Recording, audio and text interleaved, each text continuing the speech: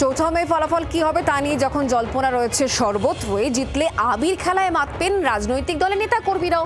বাংলার ভোটের ফল কোন দিকে যেতে পারে তার আন্দাজ কি খানিকটা হলেও পাওয়া যাচ্ছে বড় বাজারে আবির বিক্রির প্রবণতা দেখে? দেখুন তো।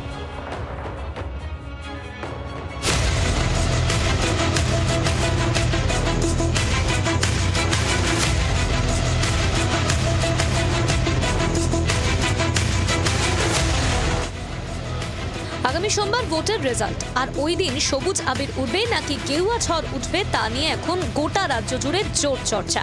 কোন আবিরের চাহিদা বেশি, বাজারে কি ইঙ্গিত মিলছে, খোঁজ নিল জি 24 ঘন্টা।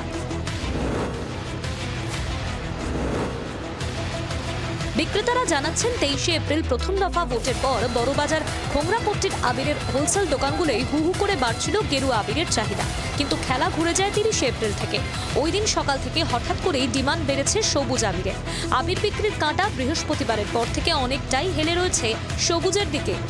বুথ ফেরত সমীক্ষা, তারপর একাধিক সংস্থার সেই সমীক্ষা উইথড্র করা, ঠিক উইথড্র করার সঙ্গে সঙ্গে এই রঙের চাহিদা হু হু করে বাড়ছে বড় বাজারে। এখন মেন হচ্ছে বললাম না, ফার্স্ট ফেজে যখন আরম্ভ হলো তখন দোকানদাররা যারা নিয়েছিল সমস্ত গেরুয়া অরেঞ্জ মিলিয়ে মিশিয়ে সমস্ত কিছু নিয়েছিল, কিন্তু সেকেন্ড যেই ভোটের এটা চালু হলো সেই দিনকার পর থেকে হঠাৎ গ্রিনের চাহিদাটা হঠাৎ বেশি হয়ে গেল। আজকেও দেখছেন যে মানে দোকানের সামনে এরকম গ্রিন আর এই সমস্ত, জানি না এটা দোকানদার কি পার্টির ছেলেরা তারা নিজেরা পার্সোনালি নিতে আসছে, কিছু দোকানদার তারাও সমস্ত নিতে আসছে, সুতরাং ব্যস্ততা সারাক্ষণই রয়ে যাচ্ছে। ভোটের ফলাফল নিয়ে পাড়ার আড্ডা থেকে চায়ের ঠেক, সর্বত্রই জোর জল্পনা, চাপা উত্তেজনা দুই ফুলের কর্মীদের মধ্যে। জয় নিশ্চিত ধরে তলে তলে প্রস্তুতি নিয়ে রাখছেন দুই দলের কর্মীরাই।